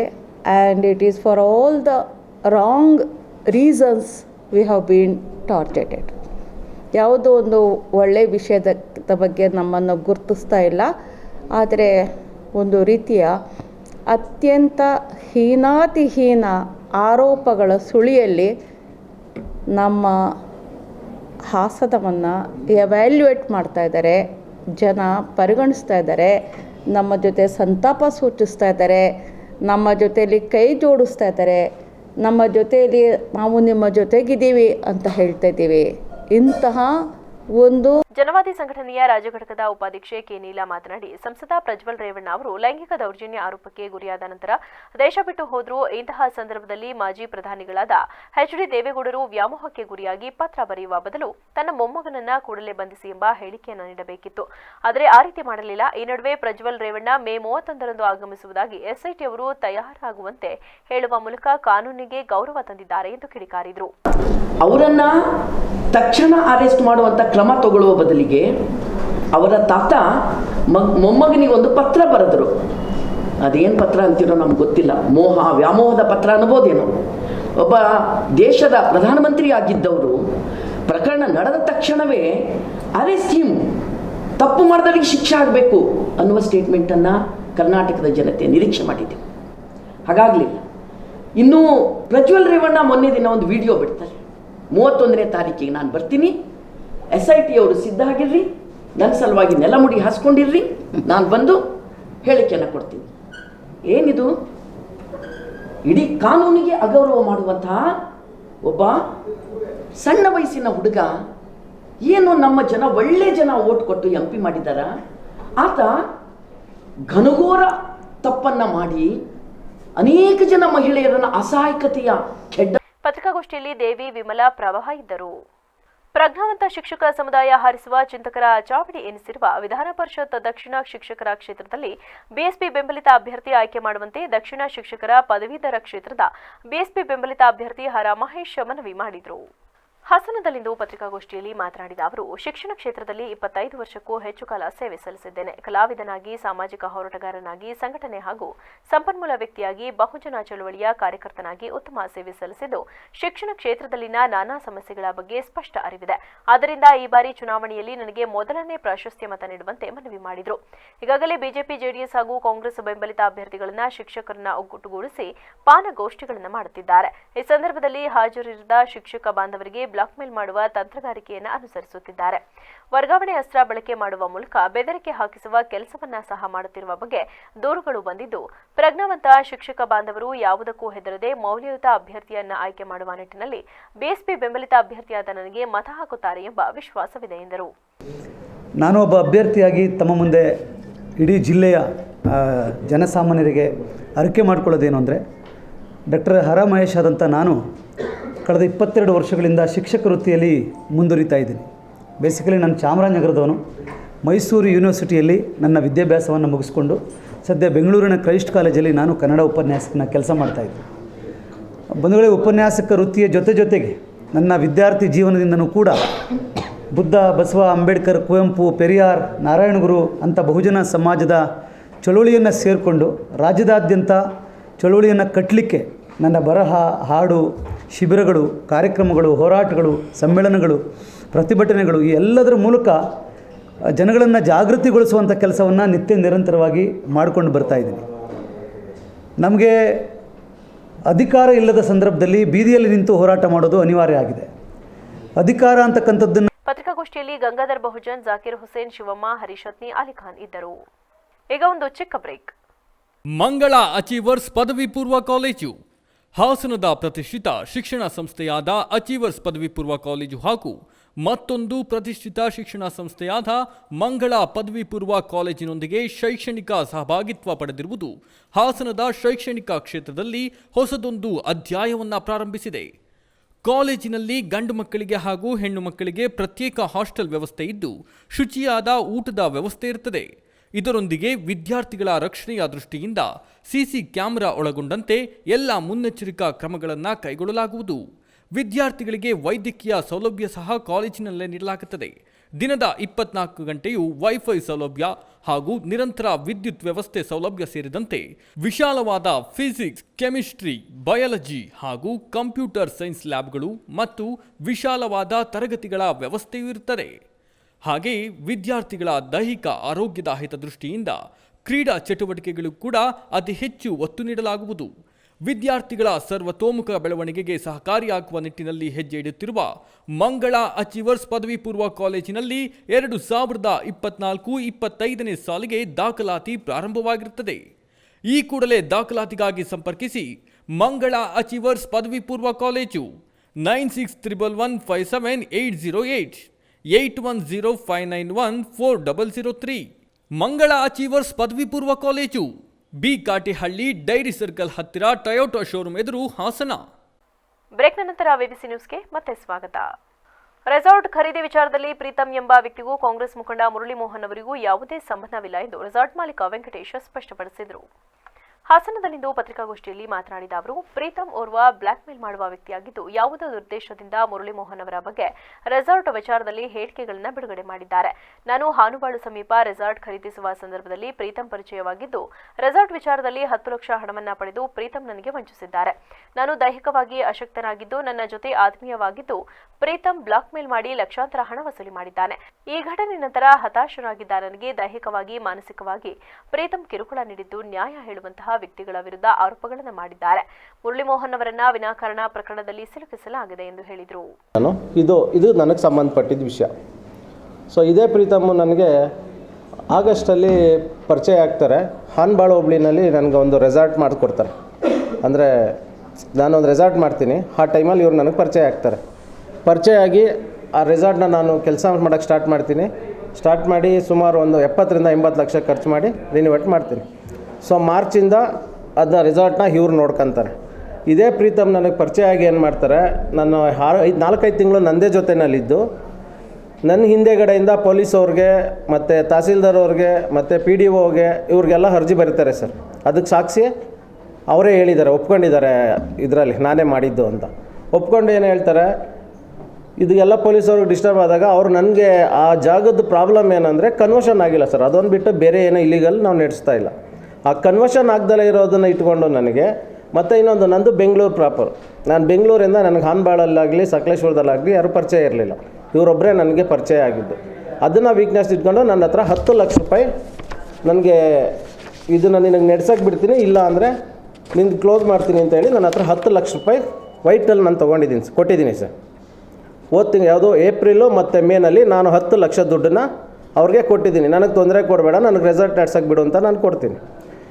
ಸೊ 10 ಲಕ್ಷ ದುಡ್ಡು ತೊಗೊಂಡು ಮತ್ತೆ ಇದೇ 26ನೇ ತಾರೀಕು ಭಾನುವಾರ ಮತ್ತೆ ಪೊಲೀಸವರು 112ಗೆ ಫೋನ್ ಮಾಡಿ ಕಳಿಸ್ತಾರೆ, ಮತ್ತು ತಹಸೀಲ್ದಾರ್ಗೂ ಫೋನ್ ಮಾಡ್ತಾರೆ. ಫೋನ್ ಮಾಡಿ ಅವರು ಇಲ್ಲಿಗಲ್ ಆ್ಯಕ್ಟಿವಿಟೀಸ್ ಮಾಡ್ತಿದ್ದಾರೆ, ಅದನ್ನು ಬಂದ್ ಮಾಡಿಸಿ, ಅದು ಜಾಗ ಕನ್ವರ್ಷನ್ ಆಗಿಲ್ಲ ಅಂತ. ಸೊ ಇದೆಲ್ಲ ವಿಚಾರ ನನಗೆ ಗೊತ್ತಾಗಿ ಸಂಜೆ ನಾವು ಮುರಳಿ ಮೋಹನ್ ಅವ್ರ ಹತ್ರ ಹೋಗ್ತೀವಿ. ನನಗೆ ಮುರಳಿ ಮೋಹನ್ ಪರಿಚಯ ಮಾಡಿಕೊಟ್ಟಿದ್ದು ಇದೇ ಪ್ರೀತಮ್. ನನಗೆ ಮುರಳಿ ಮೋಹನ್ ಅವರು ಪರಿಚಯ ಇರಲಿಲ್ಲ, ಹೆಸರು ಕೇಳಿದ್ದೆ. ಆಮೇಲೆ ಹೋಗಿ ಹೇಳ್ಕೊತೀನಿ, ನೋಡಿ ಅಣ್ಣ ಹಿಂಗೆಲ್ಲ ಮಾಡ್ತಿದ್ದಾರೆ ಪ್ರೀತಮ್ಮು, ಅವರೇ ಪರಿಚಯ ಮಾಡಿಕೊಟ್ಟಿದ್ದು ನನಗೆ, ಈ ಥರ ಎಲ್ಲ ಮಾಡ್ತಿದ್ದಾರೆ ಹಿಂದೆಯಿಂದ ಅಂತ. ಸೊ ಅವ್ರನ್ನ ಕರೆಸ್ತಾರೆ. ಅವಾಗ ಕರೆಸಂಥ ಸಂದರ್ಭದಲ್ಲಿ ನಾವು 4 ಜನ. ನಾನು ಬೆಂಗಳೂರಲ್ಲಿ ಇದ್ದಿದ್ದ ಕಾರಣ ನಾಗೇಂದ್ರ ಅವ್ರನ್ನ ನಾನು 3 ತಿಂಗಳಿಂದ ಅವರು ನಂದು ರೆಸಾರ್ಟ್ನೆಲ್ಲ ಅವ್ರು ನೋಡ್ಕೊತ ಇರ್ತಾರೆ. ಕರೆಸಿ ಕೇಳಿದಾಗ ಏನು ಪ್ರೀತಮ್. ನಗರದ ಸಾಲ್ಗಾಮಿ ರಸ್ತೆಯಲ್ಲಿರುವ central commerce college, Edify institute Bangalore ಇವರ ಸಹಯೋಗದೊಂದಿಗೆ ಮೇ 31ರಂದು ಬೃಹತ್ ಉದ್ಯೋಗ ಮೇಳವನ್ನು ಏರ್ಪಡಿಸಲಾಗಿದೆ ಎಂದು ಕಾಲೇಜಿನ ಮುಖ್ಯಸ್ಥ ಮಹೇಶ್ ತಿಳಿಸಿದರು. ಈ ಸಂಬಂಧ ಮಾತನಾಡಿದ ಅವರು, ಕಾಲೇಜಿನಲ್ಲಿ ಪ್ರತಿ ವರ್ಷವೂ ಉದ್ಯೋಗ ಮೇಳವನ್ನು ಏರ್ಪಡಿಸುತ್ತಿರುವುದು ವಿಶೇಷವಾಗಿದ್ದು, ಈ ಉದ್ಯೋಗ ಮೇಳದಲ್ಲಿ 10ಕ್ಕೂ ಹೆಚ್ಚು ಪ್ರತಿಷ್ಠಿತ ಕಂಪನಿಗಳು ಪಾಲ್ಗೊಳ್ಳುತ್ತಿದೆ. ಮೇಳವು ಬೆಳಗ್ಗೆ 9 ಗಂಟೆಯಿಂದ ಸಂಜೆ 5 ಗಂಟೆಯವರೆಗೆ ನಡೆಯಲಿದ್ದು, ಮೇಳದಲ್ಲಿ ಹಾಸನ ಜಿಲ್ಲೆಯಲ್ಲಿ ಅಂತಿಮ ವರ್ಷದ ಪದವಿ ವ್ಯಾಸಂಗ ಮಾಡುತ್ತಿರುವ ವಿದ್ಯಾರ್ಥಿಗಳು, ಪದವಿ ಮುಗಿಸಿರುವವರು ಹಾಗೂ ಉದ್ಯೋಗ ಅವಶ್ಯಕತೆ ಇರುವ ಯಾವುದೇ ಪದವೀಧರರು ಪಾಲ್ಗೊಳ್ಳಬಹುದಾಗಿದೆ. ಅಭ್ಯರ್ಥಿಗಳು ಆನ್ಲೈನ್ ಮೂಲಕ ಅಥವಾ ಸ್ಥಳದಲ್ಲಿಯೇ ನೋಂದಣಿ ಮಾಡಿಕೊಳ್ಳಬಹುದಾಗಿದ್ದು, ಯಾವುದೇ ನೋಂದಣಿ ಶುಲ್ಕ ಇರುವುದಿಲ್ಲ. ಅಭ್ಯರ್ಥಿಗಳು 3 ಪ್ರತಿ ರೆಸ್ಯೂಮ್ ತರಲು ಸೂಚಿಸಲಾಗಿದ್ದು, ಉದ್ಯೋಗ ಬಯಸುವ ಎಲ್ಲರೂ ಉದ್ಯೋಗ ಮೇಳದಲ್ಲಿ ಭಾಗವಹಿಸಿ ಅವಕಾಶವನ್ನು ಸದುಪಯೋಗಪಡಿಸಿಕೊಳ್ಳಬೇಕೆಂದು ಮನವಿ ಮಾಡಿದರು. ಪ್ರತಿ ವರ್ಷದಂತೆ ಈ ವರ್ಷನೂ ಸಹ ಎಡಿಫೈ ಇನ್ಸ್ಟಿಟ್ಯೂಟ್ ಬೆಂಗಳೂರು ಇವರ ಸಹಯೋಗದೊಂದಿಗೆ ನಾವು ಬೃಹತ್ ಉದ್ಯೋಗ ಮೇಳವನ್ನು ಏರ್ಪಡಿಸಿದ್ದೇವೆ. ಈ ಉದ್ಯೋಗ ಮೇಳ ಇದು ಪೂಲ್ ಕ್ಯಾಂಪಸ್ ಡ್ರೈವ್. ಈ ಒಂದು ಉದ್ಯೋಗ ಮೇಳದಲ್ಲಿ ಹಾಸನ ಜಿಲ್ಲೆಯಲ್ಲಿ ವ್ಯಾಸಂಗ ಮಾಡ್ತಿರ್ತಕ್ಕಂತಹ ವಿವಿಧ ಕಾಲೇಜಿನ ಅಂತಿಮ ವರ್ಷದ ಪದವಿ ವಿದ್ಯಾರ್ಥಿಗಳು ಪಾಲ್ಗೊಳ್ಳಬಹುದು. ಹಾಗೆ ಪದವಿ ಮುಗಿಸಿರ್ತಕ್ಕಂತಹ ಉದ್ಯೋಗದ ಅವಶ್ಯಕತೆ ಇರತಕ್ಕಂತಹ ಯಾವುದೇ ಪದವೀಧರರು ಕೂಡ ಈ ಉದ್ಯೋಗ ಮೇಳದಲ್ಲಿ ಭಾಗವಹಿಸಬಹುದು. ಉದ್ಯೋಗ ಮೇಳದ ದಿನಾಂಕ 31/5/2024 ಇದೇ ಶುಕ್ರವಾರ ನಾಡಿದ್ದು. ಉದ್ಯೋಗ ಮೇಳ ನಡೆಯಿರ್ತಕ್ಕಂತಹ ಸ್ಥಳ ಸೆಂಟ್ರಲ್ ಕಾಮರ್ಸ್ ಡಿಗ್ರಿ ಕಾಲೇಜು. ಹಾಗೂ ಈ ಉದ್ಯೋಗ ಮೇಳ ಬೆಳಗ್ಗೆ 9 ಗಂಟೆಯಿಂದ ಸಂಜೆ 5 ಗಂಟೆವರೆಗೆ ಇರುತ್ತೆ. ಈ ಉದ್ಯೋಗ ಮೇಳಕ್ಕೆ ರಿಜಿಸ್ಟ್ರೇಷನ್ ಅನ್ನು ಆನ್ಲೈನ್ ಅಥವಾ ಆನ್ ಸ್ಪಾಟ್ ನೀವು ಮಾಡ್ಕೊಬಹುದು. ರಿಜಿಸ್ಟ್ರೇಷನ್ ಫೀಸ್ ಯಾವುದೂ ಇರಲ್ಲ. ಕಂದಾಯ ಇಲಾಖೆ ಕೈಗೊಂಡಿರುವ ದರಖಾಸ್ತು ಭೂ ಮಂಜೂರಾತಿ ದಾಖಲೆ ಸಿದ್ಧಪಡಿಸುವ ಕಾರ್ಯ ಪ್ರಗತಿಯಲ್ಲಿದೆ ಎಂದು ಜಿಲ್ಲಾಧಿಕಾರಿ ಸಿ ಸತ್ಯಭಾಮ ತಿಳಿಸಿದರು. ಮೂಡು ತಾಲೂಕು ಕಚೇರಿಗೆ ಮಂಗಳವಾರ ಭೇಟಿ ನೀಡಿ ಕಾರ್ಯದ ಪ್ರಗತಿ ಪರಿಶೀಲನೆ ನಡೆಸಿದ ಬಳಿಕ ಸುದ್ದಿಗಾರರೊಂದಿಗೆ ಮಾತನಾಡಿ, ಸರ್ಕಾರಿ ಭೂ ಮಂಜೂರಾತಿ ಪ್ರಕರಣಗಳಲ್ಲಿ ಸರಿಯಾದ ದಾಖಲಾತಿಗಳಿಲ್ಲದೆ ರೈತರಿಗೆ ತೊಂದರೆಯಾಗಿತ್ತು. ಇದನ್ನು ಕ್ರಮಬದ್ಧಗೊಳಿಸಿ ರೈತರಿಗೆ ಒದಗಿಸಲು ಈ ಆಂದೋಲನ ನಡೆಯುತ್ತಿದೆ. 1 ರಿಂದ 5ರವರೆಗಿನ ನಮೂನೆಗಳಲ್ಲಿ ಅಗತ್ಯ ಮಾಹಿತಿಗಳನ್ನು ಭರ್ತಿ ಮಾಡಿ ಉಪ ವಿಭಾಗಾಧಿಕಾರಿಗಳಿಗೆ ಕಳುಹಿಸಲಾಗುವುದು. ಅಲ್ಲಿ ಪರಿಶೀಲನೆ ನಡೆದ ಬಳಿಕ ಭೂ ದಾಖಲೆಗಳ ಕಚೇರಿಗೆ ಕಳಿಸಿ ಪರಿಶೀಲನೆಗೆ ಒಳಪಡಿಸಲಾಗುವುದು. ಜಿಲ್ಲೆಯಲ್ಲಿ 7997 ಸರ್ವೆ ನಂಬರ್ಗಳ ದುರಸ್ತಿ ಕಾರ್ಯ ನಡೆಯಬೇಕಿದೆ. ಅರಸೀಕೆರೆಯಲ್ಲಿ ಪೂರ್ಣಗೊಂಡಿದ್ದು, ಹೊಳೆನರಸೀಪುರಕ್ಕೆ ಭೇಟಿ ನೀಡಿ ಪರಿಶೀಲನೆ ನಡೆಸಿರುವುದಾಗಿ ಹೇಳಿದರು. ತಾಲೂಕಿನಲ್ಲಿ 688 ಪ್ರಕರಣಗಳಿದ್ದು, 323 ಪೂರ್ಣಗೊಂಡಿದ್ದು, ಉಳಿದ 365 ಪ್ರಕರಣಗಳು ಪ್ರಗತಿಯಲ್ಲಿದೆ. 1 ತಿಂಗಳಲ್ಲಿ ಪೂರ್ಣಗೊಳಿಸಲು ಕಾಲಾವಕಾಶ ನೀಡಲಾಗಿದೆ. ಭೂ ಮಂಜೂರಾತಿ ಪ್ರಕರಣಗಳಲ್ಲಿ ದಾಖಲಾತಿಗಳು ನಿಖರವಾಗಿಲ್ಲದ ಕಾರಣ ರೈತರು ಸಾಲ ಪಡೆಯಲು ಹಾಗೂ ಸರ್ಕಾರದ ಯೋಜನೆಗಳ ಪ್ರಯೋಜನ ಪಡೆಯಲು ತೀವ್ರ ತೊಂದರೆಯಾಗಿತ್ತು. ದಾಖಲಾತಿಗಳನ್ನು ಕ್ರಮಬದ್ಧಗೊಳಿಸುವುದರಿಂದ ಇನ್ನು ಮುಂದೆ ಈ ಸಮಸ್ಯೆ ಬಗೆಹರಿದಿದೆ ಎಂದರು. ಕಾಲಮ್ ನಂಬರ್ 9ನಲ್ಲಿ ಅದನ್ನು 20 ಸೆಪ್ರೇಟ್ ಮಾಡಿ ಸಿಂಗಲ್ ಇದು ಮಾಡೋವಂಥದ್ದು ಅಥವಾ ಸೆಪ್ರೇಟ್ ನಂಬರ್ ಕೊಡುವಂಥದ್ದು ಇದು ದುರಸ್ತಿ ಕ್ರಮ. ಸೊ ಅದು ಮಾಡಿದ್ರೆ ರೈತರುಗಳಿಗೆ ಬಹಳಷ್ಟು ಅನುಕೂಲ ಆಗುತ್ತೆ. ಏನು ಅವರು ಯಾವುದಾದ್ರೂ ಲೋನ್ಗಳನ್ನ ತಗೋಬೋದು, ಅವ್ರಿಗೆ ಸರ್ಕಾರದಿಂದ ಬರುವಂತಹ ಎಲ್ಲ ಬೆನಿಫಿಟ್ನ ಅವರ ನೇರವಾಗಿ DBT ಇದೆ, ಡೈರೆಕ್ಟ್ ಟು ಬೆನಿಫಿಷರಿ ಟ್ರಾನ್ಸ್ಫರ್ ಇರೋದ್ರಿಂದ ಅವರ ಖಾತೆಗೆ ನೇರವಾಗಿ ಇದಾಗುತ್ತೆ. ಅದಲ್ಲದೆ ನಮ್ಮ ಹಾಸನ ನಮ್ಮ ರೆವಿನ್ಯೂ ಡಿಪಾರ್ಟ್ಮೆಂಟಲ್ಲಿ ಈಗ ನಾವು RTC ಜೊತೆಗೆ ಆಧಾರ್ ಸಿಂಕ್ರನೈಸ್ ಮಾಡ್ತಾಯಿದ್ವಿ, ಆಧಾರ್ ಅಪ್ಡೇಷನ್ ಮಾಡ್ತಾಯಿದ್ವಿ. ಅದರಲ್ಲೂ ಫಸ್ಟ್ ಇದ್ದೀವಿ. ಆಮೇಲೆ ಕನ್ವರ್ಷನಲ್ಲಿ ಫಸ್ಟ್ ಇದ್ದೀವಿ, ರೆವಿನ್ಯೂಲಿ ಭೂಮಿಯಲ್ಲಿ ಫಸ್ಟ್ ಇದ್ದೀವಿ. ಆನಂತರ ನಮ್ಮ ಫುಡ್ ಸೇಫ್ಟಿ ಟೆಸ್ಟ್ಸು ಮೊನ್ನೆ ನೋಡಿರಬೇಕು ನೀವು, ಎಲ್ಲ ಯಾವ್ಯಾವುದು ಬೀದಿ ಬದಿಯ ಅಥವಾ ಹೋಟೆಲ್ಸು ಫುಡ್ಗಳು ಎಷ್ಟು ಸೇಫ್ ಆಗಿದೆ, ನೀರು ಎಷ್ಟು ಸೇಫ್ ಆಗಿದೆ, ಸಾಕಷ್ಟು ಸ್ಯಾಂಪಲ್ ಡ್ರಾ ಮಾಡಿದ್ವಿ. ಸಾಕಷ್ಟು ಸ್ಯಾಂಪಲ್, ಕುಡಿಯೋ ನೀರಾಗಿರ್ಬೋದು, ನಮ್ಮ ಬೇರೆ ಬೇರೆ ಹಾಸ್ಟೆಲ್ ಫುಡ್ ಆಗಿರ್ಬೋದು, ಎಲ್ಲದೂ ಎಲ್ಲೆಲ್ಲಿ ಇದಾಗುತ್ತೆ. ನಾವು ಏನು ನಿಗದಿತ 20-30 ಅಂತಂದಿದೆ, ನಾವು ಅದನ್ನು ಎಕ್ಸೀಡ್ ಆಗಿ 80-70ವರೆಗೂ ನಾವು ಫುಡ್ ಸ್ಯಾಂಪಲ್ಸ್ ತೆಗಿತಾ ಇದ್ದೀವಿ. ಅದರಲ್ಲೂ ಕೂಡ ಫಸ್ಟ್ ಇದ್ದೀವಿ. ಆಮೇಲೆ ಇದ್ರದ್ದು ಲ್ಯಾಂಡ್ ಬಿಟ್ ಅಂತಂದಿದೆ, ಅದರಲ್ಲೂ ಫಸ್ಟ್ ಇದ್ದೀವಿ. ಲ್ಯಾಂಡ್ ಬಿಟ್ ಅಂದರೆ ಗೌರ್ಮೆಂಟ್ ನಂಬರ್ಗಳನ್ನೆಲ್ಲ ಗುರುತಿಸಿ ಅದನ್ನು ನಾವು ಕೆರೆ ಕಟ್ಟೆಗಳು ಇದೆಲ್ಲ ಏನಿದೆ ಅದನ್ನು ಗುರುತಿಸಿ ನಾವು ಲ್ಯಾಂಡ್ ಬಿಟ್ಗೆ ಅಪ್ಡೇಟ್ ಮಾಡೋದು ಆ ಆ್ಯಪಲ್ಲಿ, ಅದರಲ್ಲಿ ಫಸ್ಟ್ ಇದ್ದೀವಿ. ಈ ಥರದ್ದು ಭಾಳಷ್ಟು ನಾವು ಅದನ್ನೇ, ಈಗ ಎಲೆಕ್ಷನ್ ಇದೆ, ಎಲೆಕ್ಷನ್ ಜೊತೆಗೆ ಇದನ್ನು ಕೂಡ ಹಿಂದೆ ಹೋಗದಂತೆ ನಾವು ಅದನ್ನು ಕಾಪಾಡ್ಕೊಂಡಿದ್ದೀವಿ. ಅದಕ್ಕೆ ನಮ್ಮೆಲ್ಲ ರೆವಿನ್ಯೂ ಸಿಬ್ಬಂದಿಗಳು ಅಫ್ಕೋರ್ಸ್ ಎಲ್ಲ ಸಿಸ್ಟಮಲ್ಲಿ ಇದ್ದಾರೆ, ಬಟ್ ಭಾಳಷ್ಟು ಕೆಲಸ ಮಾಡ್ತಿದ್ದಾರೆ. ಯಾಕಂದರೆ ರೆಕಾರ್ಡ್ ರೂಮಲ್ಲಿ ರೆಕಾರ್ಡ್ ತೆಗೆದು ಅದನ್ನು ಕರೆಕ್ಟಾಗಿ 1 to 5 ಮಾಡೋದೇ ದೊಡ್ಡ ಚಾಲೆಂಜಿಂಗು. ಆಮೇಲೆ ಡಿಜಿಟೈಸೇಷನ್ ಫಸ್ಟ್ ಇದ್ದೀವಿ. ಡಿಜಿಟೈಸೇಷನು ಇದೇ ಸಂದರ್ಭದಲ್ಲಿ ಸಕಲೇಶಪುರ ಉಪವಿಭಾಗಾಧಿಕಾರಿ ಡಾಕ್ಟರ್ ಶ್ರುತಿ, ತಹಶೀಲ್ದಾರ್ ಬಸವರೆಡ್ಡಪ್ಪ ರೋಣದ್ ಇದ್ದರು. ಸಂಸದ ಪ್ರಜ್ವಲ್ ರೇವಣ್ಣ ಲೈಂಗಿಕ ಹಗರಣ ವಿರೋಧಿಸಿ ಮೇ 30ರಂದು ಹಾಸನದಲ್ಲಿ ನಡೆಯುವ ಬೃಹತ್ ಪ್ರತಿಭಟನೆಗೆ ಮುಸ್ಲಿಂ ಮಹಿಳೆಯರಾದ ನಾವುಗಳು ಬೆಂಬಲ ವ್ಯಕ್ತಪಡಿಸುತ್ತೇವೆ ಎಂದು ಮಹಿಳಾ ಮುಖಂಡರಾದ ಸಾಯಿರಾ ಬಾನು, ಹಾಸಿನಾ ಹುರುಡಿ ಹೇಳಿದರು. ಸಕಲೇಶಪುರದಲ್ಲಿಂದು ಪತ್ರಿಕಾಗೋಷ್ಠಿಯಲ್ಲಿ ಮಾತನಾಡಿದ ಅವರು, ಪ್ರಜ್ವಲ್ ರೇವಣ್ಣ ಸಂಸದರಾಗಿ ಹೆಣ್ಣು ಮಕ್ಕಳನ್ನ ದುರ್ಬಳಕೆ ಮಾಡಿಕೊಂಡಿರುವುದು ಹಾಗೂ ಲೈಂಗಿಕ ವಿಕೃತಿ ಮೆರೆದಿರುವುದು ಖಂಡನೀಯ. ಈ ಘಟನೆಯಿಂದ ಹಾಸನ ಜಿಲ್ಲೆಗೆ ಅಪಕೀರ್ತಿ ಒಳಗಾಗಿದ್ದು, ಜಿಲ್ಲೆಯ ಜನ ಅವಮಾನಕ್ಕೆ ಒಳಗಾಗಿದ್ದಾರೆ. ಸಂಸದ ಪ್ರಜ್ವಲ್ ರೇವಣ್ಣ ಮಾಡಿರುವ ನೀಚ ಕೆಲಸದಿಂದ ಹೆಚ್ಚಾಗಿ ಸಂಕಷ್ಟಕ್ಕೆ ಈಡಾಗಿರುವುದು ಮುಸ್ಲಿಂ ಜನಾಂಗದ ಮಹಿಳೆಯರು. ಈ ಪ್ರಕರಣದ ನಂತರ ಯಾವ ಕುಟುಂಬವೂ ಸಂತೋಷದಿಂದ ಮಹಿಳೆಯರನ್ನ ಸಾಮಾಜಿಕ ಕ್ಷೇತ್ರವಾಗಲಿ ಅಥವಾ ರಾಜಕೀಯ ಕ್ಷೇತ್ರಕ್ಕೆ ಕಳುಹಿಸಲು ಮುಂದಾಗುವುದಿಲ್ಲ. ಈ ಪ್ರಜ್ವಲ್ ರೇವಣ್ಣರಂತಹ ಪ್ರಕರಣಗಳು ನಡೆಯಬಾರದು ಎಂಬುದು ನಮ್ಮ ಆಶಯವಾಗಿದೆ. ಈ ಹಿನ್ನೆಲೆಯಲ್ಲಿ ಮೇ 30ರಂದು ನಡೆಯಲಿರುವ ಪ್ರತಿಭಟನೆಗೆ ಸಂಪೂರ್ಣ ಸಹಕಾರ ಬೆಂಬಲ ನೀಡುತ್ತಿದ್ದೇವೆ. ಮಹಿಳೆಯರು ಅಧಿಕ ಸಂಖ್ಯೆಯಲ್ಲಿ ಈ ಪ್ರತಿಭಟನೆಯಲ್ಲಿ ಭಾಗವಹಿಸುವಂತೆ ಮನವಿ ಮಾಡುತ್ತೇವೆ ಎಂದರು. ಪ್ರಜ್ವಲ್ ರೇವಣ್ಣ ಅವರ ಒಂದು ವಿಷಯವಾಗಿ ನಾನು ಹೇಳೋಕ್ಕೆ ಇಷ್ಟಪಡ್ತಾ ಇದ್ದೀನಿ. ಯಾಕೆಂದರೆ ಮೇ 30ರಂದು ಒಂದು ಬೃಹತ್ ಪ್ರತಿಭಟನೆ ಹಮ್ಮಿಕೊಂಡಿದ್ದೀವಿ ಹಾಸನದಲ್ಲಿ. ಅದಕ್ಕೆಲ್ಲದಕ್ಕೂ ನಮ್ಮ ಮುಸ್ಲಿಂ ಸಮುದಾಯದಿಂದ ನಮ್ಮ ಪೂರ್ಣ ಬೆಂಬಲ ಇದೆ ಅಂತ ಹೇಳೋಕ್ಕೆ ಇಷ್ಟಪಡ್ತಿದ್ದೀನಿ. ಯಾಕೆಂತಂದರೆ ವಿಕೃತಕಾಮಿಯಾದ ಈ ಪ್ರಜ್ವಲ್ ರೇವಣ್ಣನ ಒಂದು ನಡೆ ನಮಗೆಲ್ಲ ತುಂಬ ನಮಗೆ ಒಂದು ಅವಮಾನ ಆದಂಗೆ ಆಗ್ತಿದೆ. ಯಾಕೆಂತಂದರೆ ಇಡೀ ಜಿಲ್ಲೆಗೆ ಹಾಗೂ ರಾಜ್ಯಕ್ಕೆ ಹಾಗೂ ದೇಶಕ್ಕೆ ಹಾಗೂ ವಿದೇಶಗಳಲ್ಲೂ ಕೂಡ ಇವನ ಸುದ್ದಿ ತುಂಬ ಹಬ್ಬಿಟ್ಟಿದೆ. ಸುದ್ದಿ ಅಂತಂದರೆ ಒಳ್ಳೆ ಸುದ್ದಿ ಅಲ್ಲ, ಇನ್ನು ನೀಚ ಸುದ್ದಿ ಎಲ್ಲರಿಗೂ ಹಬ್ಬಿದೆ.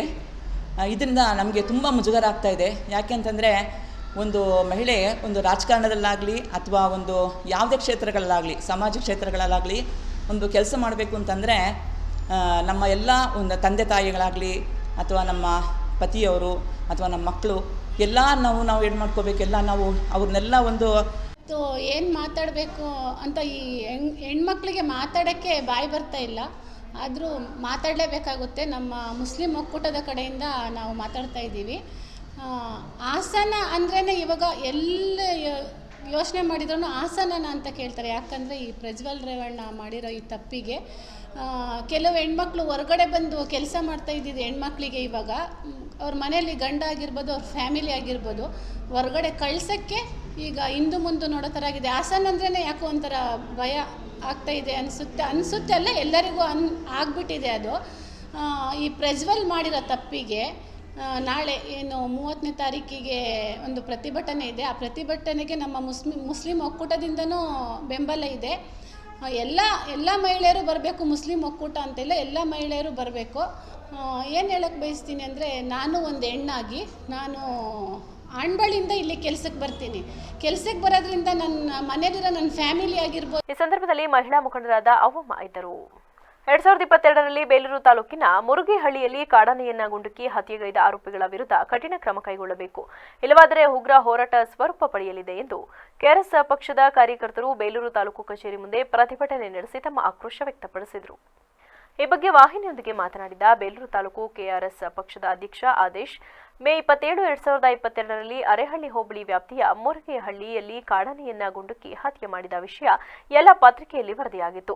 ಹತ್ಯೆಗೈದವರ ವಿರುದ್ಧ ಸೂಕ್ತ ಕ್ರಮವನ್ನು ಕೈಗೊಳ್ಳಬೇಕು ಎಂದು ಒತ್ತಾಯಿಸಿದ ಸಂದರ್ಭದಲ್ಲಿ ಹತ್ಯೆಗೈದ ವ್ಯಕ್ತಿಯ ಮೇಲೆ ಕೇಸು ದಾಖಲು ಮಾಡಲಾಗಿದೆ. ಇಷ್ಟಾದರೂ ಸಂಬಂಧಪಟ್ಟ ಇಲಾಖೆ ಕಳೆದ 2 ವರ್ಷದಿಂದ ಪ್ರಕರಣದ ಸಾರಾಂಶವನ್ನ ನ್ಯಾಯಾಲಯಕ್ಕೆ ನೀಡುವಲ್ಲಿ ಸಂಪೂರ್ಣ ವಿಫಲವಾಗಿದೆ. ಕೇಳಿದ್ರೆ ಇಲ್ಲ ಸಲ್ಲದ ಸಬೂಬು ಹೇಳುತ್ತಾರೆ. ಒಂದು ಪ್ರಕರಣದ ಸಾರಾಂಶವನ್ನ ನ್ಯಾಯಾಲಯಕ್ಕೆ ನೀಡಲು 2 ವರ್ಷ ಬೇಕಾದರೆ ಇಂತಹ ಹತ್ಯೆ ಪ್ರಕರಣಕ್ಕೆ ಎಂದಿಗೂ ಮುಕ್ತಿ ಕಾಣುವುದು ಎಂಬ ಪ್ರಶ್ನೆ ಕಾಡುತ್ತಿದೆ. ಇಲಾಖೆ ಪ್ರಭಾವಿಗಳನ್ನ ರಕ್ಷಣೆಗೆ ಮುಂದಾಗಿರುವ ಅನುಮಾನ ಕಾಣಿಸುತ್ತಿದ್ದು, ಸಂಬಂಧಪಟ್ಟ ಇಲಾಖೆ ಹಾಗೂ ಅರಣ್ಯ ಮಂತ್ರಿಗಳು ಜಾಣ ಮೌನಕ್ಕೆ ಜಾರಿದ್ದು ನಿಜಕ್ಕೂ ಶೋಚನೀಯವೆಂದು ಕಿಡಿಕಾರಿದರು. ಯಾಕಾಗಿ ಇವತ್ತು ಈ ದಿನ ಇಲ್ಲಿ ಧರಣಿ ಕೂತಿದ್ದೀವಿ ಅಂದರೆ, ಏನು ನಮ್ಮ ಬೇಲೂರು ತಾಲೂಕು ಅರಹಳ್ಳಿ ಹೋಬಳಿಯಲ್ಲಿ ಗುರ್ಗಿಹಳ್ಳಿಯಲ್ಲಿ ಅನ್ನೋ ಒಂದು ಗ್ರಾಮದಲ್ಲಿ 2022 ಇಸ್ವಿಯಲ್ಲಿ 27ನೇ ತಾರೀಕು 5ನೇ ತಿಂಗಳು 2022ನೇ ತಾರೀಕಿನಂದು ಒಂದು ಆನೆಯನ್ನು ಶೂಟೌಟ್ ಮಾಡಿ ಕೊಲ್ಲಲಾಗಿರುತ್ತೆ. ಆ ಆನೆಯನ್ನ ಶೂಟೌಟ್ ಮಾಡಿ ಕೊಂದ ಮೇಲೆ ಅದು FIR ಕೂಡ ಆಗಿರುತ್ತೆ. ಪ್ರತಿಯೊಂದು ಪತ್ರಿಕೆಯಲ್ಲೂ ನ್ಯೂಸು ಬಿತ್ತರವಾಗಿರುತ್ತೆ. ಆದರೆ ಇಲ್ಲಿವರೆಗೂ ಆ ತನಿಖೆ ಏನಾಗಿದೆ ಅನ್ನೋದನ್ನೇ ಯಾರಿಗೂ ಗೊತ್ತಾಗ್ತಾ ಇಲ್ಲ. ಕಾರಣ, ಈಗ ಆನೆ ಸತ್ತಿರ್ತಕ್ಕಂಥದ್ದಕ್ಕೆ ಎಲ್ಲ ಆಗಿನ ಟೈಮಲ್ಲಿ ನ್ಯೂಸ್ಗಳು ಮಾಡಿರ್ತೀವಿ, ಪ್ರತಿಭಟನೆ ಮಾಡಿರ್ತೀವಿ. ಆದರೆ ಮುಂದೆ ಕೇಸ್ ಏನಾಗಿರುತ್ತೆ ಅನ್ನೋದು ಯಾರಿಗೂ ಸಾರ್ವಜನಿಕರಿಗೆ ಗೊತ್ತಿರಲ್ಲ. ಈಗ ನಮ್ಗೆ ಸಾರ್ವಜನಿಕರು ಒಬ್ಬರು ನಮಗೆ ಬಂದು ಕಂಪ್ಲೇಂಟ್ ಮಾಡಿದಾಗ ಗೊತ್ತಾಯಿತು ಅದು FIR ಆಗಿದೆ, ಇಲ್ಲಿವರೆಗೂ ಚಾರ್ಜ್ ಶೀಟ್ ಆಗಿಲ್ಲ ಅಂತ. ಒಂದು ಚಾರ್ಜ್ ಶೀಟ್ ಆಗೋಕ್ಕೆ 2 ವರ್ಷಗಳ ಕಾಲಾವಕಾಶ ಬೇಕಾದರೆ ಸರ್ಕಾರಿ ಅಧಿಕಾರಿಗಳು ಏನು ಕೆಲಸ ಮಾಡ್ತಾ ಇದ್ದಾರೆ? ಒಂದು FIR ಆದಮೇಲೆ ಪ್ರತಿಭಟನೆಯಲ್ಲಿ ಕೆಆರ್ಎಸ್ ಪಕ್ಷದ ಕಾರ್ಯದರ್ಶಿ ಶ್ರೀನಿವಾಸ್, ಹಾಸನ ಜಿಲ್ಲಾ ಕಾರ್ಯದರ್ಶಿ ಹರ್ಷ, ತಾಲೂಕು ಉಪಾಧ್ಯಕ್ಷ ಸುನೀಲ್, ಜಾವಗಲ್ ಹೋಬಳಿ ಅಧ್ಯಕ್ಷ ಸುರೇಶ್, ಹಳೆಬೀಡು ಹೋಬಳಿ ಅಧ್ಯಕ್ಷ ಸೋಮಶೇಖರ್ ಸೇರಿದಂತೆ ಇನ್ನು ಮುಂತಾದವರು ಭಾಗವಹಿಸಿದರು. ಮೈಸೂರಿನ ಎನ್ಜೆ ಆಸ್ಪತ್ರೆಯಲ್ಲಿ ತಮಿಳುನಾಡು ಮೂಲದ ಮಹಿಳೆಯೊಬ್ಬರಿಗೆ ತುರ್ತು ಎಂಡೋಸ್ಕೋಪಿಕ್ ರೆಟ್ರೋಗ್ರೇಡ್ ಕೊಲಾಂಜಿಯೋಪ್ಲಾಂಟಿಯಾಕಿಗ್ರಫಿ ಮೂಲಕ ಪಿತ್ತಕೋಶದಲ್ಲಿದ್ದ ಸ್ಟೆಂಟ್ ತೆಗೆಯುವಲ್ಲಿ ಆಸ್ಪತ್ರೆಯ ವೈದ್ಯರ ತಂಡ ಯಶಸ್ವಿಯಾಗಿದೆ ಎಂದು ಉದರ ಸಂಬಂಧಿ ರೋಗ ತಜ್ಞರಾದ ಡಾಕ್ಟರ್ ಸುದೇಶ್ ದುರ್ಗೇಶ್ ತಿಳಿಸಿದರು. ಮೈಸೂರು ಜಿಲ್ಲಾ ಪತ್ರಕರ್ತರ ಭವನದಲ್ಲಿ ಸುದ್ದಿಗೋಷ್ಠಿಯಲ್ಲಿ ಮಾತನಾಡಿದ ಅವರು, ಮಹಿಳೆಗೆ ಸುಮಾರು 18 ರಿಂದ 19 ವರ್ಷ ಹಿಂದೆ ಪಿತ್ತಕೋಶ ತೆಗೆಯುವ ಶಸ್ತ್ರಚಿಕಿತ್ಸೆ ನೆರವೇರಿಸಿದಾಗ ತಾತ್ಕಾಲಿಕವಾಗಿ ಪಿತ್ತರಸದ ಸ್ಟಂಟ್ ಅಳವಡಿಸಲಾಗಿತ್ತು. ಈ ವಿಷಯವನ್ನ ಮಹಿಳೆಗೆ ಯಾರೂ ತಿಳಿಸಿರಲಿಲ್ಲ. ಹೀಗಾಗಿ ಇದರ ಅರಿವು ಅವರಿಗೆ ಬಾರದೆ ಇಷ್ಟು ವರ್ಷ ಅದನ್ನ ತೆಗೆಸದೇ ಇದ್ದ ಕಾರಣ ಸಿಸ್ಟ್ ಹಾಗೂ ಇನ್ನಿತರ ಉದರ ಸಂಬಂಧಿ ಸಮಸ್ಯೆಯಿಂದ ಬಳಲುತ್ತಿದ್ದರು. ತಮ್ಮ ಆಸ್ಪತ್ರೆಗೆ ಬಂದಾಗ ಕೂಲಂಕುಷವಾಗಿ ಪರಿಶೀಲಿಸಿದ ಬಳಿಕ ಸ್ಟಂಟ್ ಹಾಗೆ ಉಳಿದಿರುವುದು ಹಾಗೂ ಆಕೆ ಸಿಸ್ಟ್ ಸಮಸ್ಯೆಯಿಂದ ಬಳಲುತ್ತಿರುವುದು ಪತ್ತೆ ಹಚ್ಚಲಾಯಿತು. ನಂತರ ಯಶಸ್ವಿಯಾಗಿ ಸ್ಟಂಟ್ ಹೊರತೆಗೆದು ಹಾಕಿ ಚಿಕಿತ್ಸೆ ನೀಡಿ ಗುಣಪಡಿಸಲಾಗಿದೆ ಎಂದರು. ಹೌದು, ಅದು ಒಂದು ನಮ್ಮದು ಸಿಟಿ ಆಚೆ ಇದೆ ಹಾಸ್ಪಿಟ್ಲು, ಎನ್ಜೆ ಹಾಸ್ಪಿಟ್ಲ್ ಅಂತ, ಮೈಸೂರು ಇನ್ಸ್ಟಿಟ್ಯೂಟ್ ಆಫ್ ಗ್ಯಾಸ್ಟ್ರೆಂಟ್ರಾಲಜಿ ಇಲ್ವಾಲ ಅಂತ ಸಿಟಿ ಆಚೆ ಇದ್ದೀವಿ. ನಾವು ಬೇಸಿಕಲಿ ನಾವು ಸರ್ವ್ ಮಾಡ್ತಾ ಇರೋದೆಲ್ಲ ರೂರಲ್ ಪಾಪ್ಯುಲೇಷನ್. ಮೆಜಾರಿಟಿ ನಮ್ಮ ಬರೋ ಪೇಷಂಟ್ಸ್ ಎಲ್ಲ ರೂರಲ್ ಪಾಪ್ಯುಲೇಷನ್ನೇ ನಾವು ಸರ್ವ್ ಮಾಡ್ತಾ ಇರೋದು. ಅವ್ರಿಗೆ ಫೆಸಿಲಿಟೀಸ್ ಕ್ಯಾಟರ್ ಮಾಡ್ತಾ ಇದ್ದೀವಿ. ಇವಾಗ ನಾವು ಮಾಡಿ ನಾವು ಇವಾಗ ಫರ್ದರಾಗೆ ನಾವು ಸಿಟಿಗೆ ಎಕ್ಸ್ಪ್ಯಾಂಡ್ ಮಾಡೋಣ ಅಂತ ಸ್ಟಾರ್ಟ್ ಮಾಡಿದ್ದೀವಿ. ಎಷ್ಟು ಬೆಡ್ ಹಾಸ್ಪಿಟಲ್? ಇದು ನಮ್ದು 100 ಬೆಡೆಡ್ ಹಾಸ್ಪಿಟಲ್. ಇದು ಸುಮಾರು 5 ವರ್ಷದಿಂದ ಸ್ಟಾರ್ಟ್ ಮಾಡಿದ್ದೀವಿ. ಇವಾಗ ಸೂಪರ್ ಸ್ಪೆಷಾಲಿಟಿ ಎಲ್ಲ 6 ಮಂತ್ಸಿಂದ ಶುರು ಮಾಡಿದ್ದೀವಿ ಹಾಸ್ಪಿಟ್ಲು. ಸೂಪರ್ ಸ್ಪೆಷಾಲಿಟಿ ಅಂತ ಅಂದರೆ ಒಂದು surgical gastroenterology, surgical oncology, urology, ಬೇರೆ ಥರ ಪ್ಲಾಸ್ಟಿಕ್ ಸರ್ಜರಿ, ಪೀಡಿಯಾಟ್ರಿಕ್ ಸರ್ಜರೀಸು, ಮತ್ತು OBGಲಿ ನಮಗೆ high risk pregnancy, infertility treatment, ಮತ್ತು ಲ್ಯಾಪ್ರೋಸ್ಕೋಪಿಕ್ ಸರ್ಜರೀಸ್, ಗೈನಿ ಆಂಕಾಲಜೀಸು ಅಂದರೆ ಗರ್ಭಕೋಶ ಕ್ಯಾನ್ಸರ್ ಸರ್ಜರೀಸು, ಆ ಥರದ್ದೆಲ್ಲ.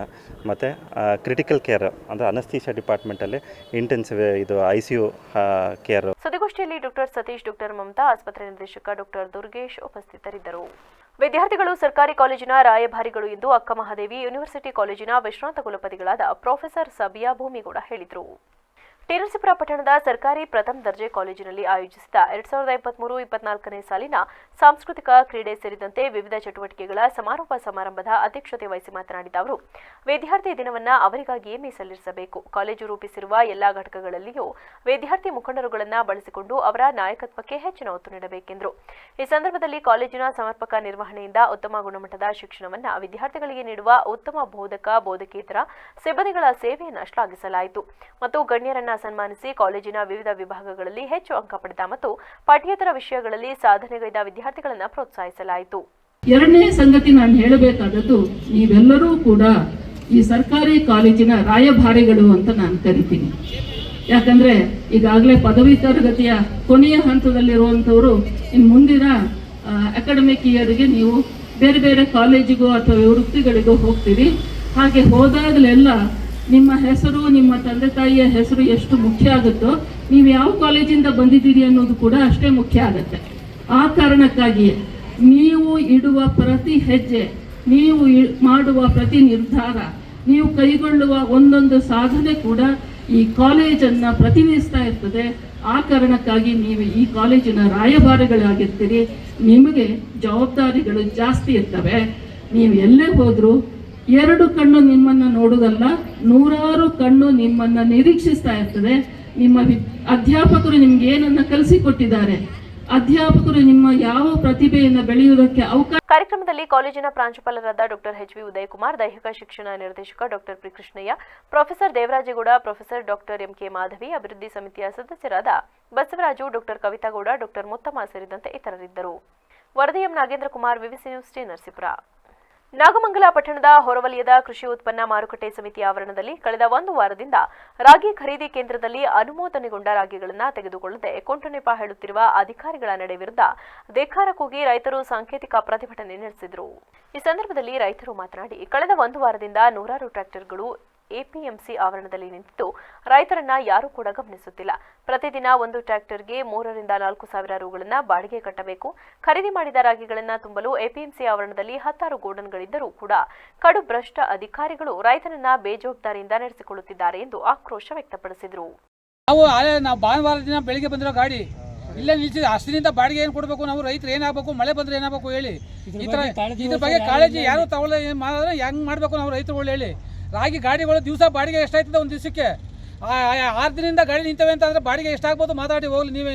ಇಲ್ಲಿ ಏನು ಸಮಸ್ಯೆ ಅಂದ್ರೆ ಏನಿಲ್ಲ, ನಮ್ಗೆ ರಾಗಿ ತಗೊಂಡ್ಬಿಟ್ರೆ ರಾಗಿ ಕೊಟ್ಬಿಟ್ಟು ನಾವು ಮನೆಗೆ ಹೋಗ್ತೀವಿ. ಇನ್ನೇನು ಸಮಸ್ಯೆ ಏನಿಲ್ಲ, ಬೇರೆ ಸಮಸ್ಯೆ ನಮ್ಗೆ ಏನು ಬೇಕಾಗಿಲ್ಲ.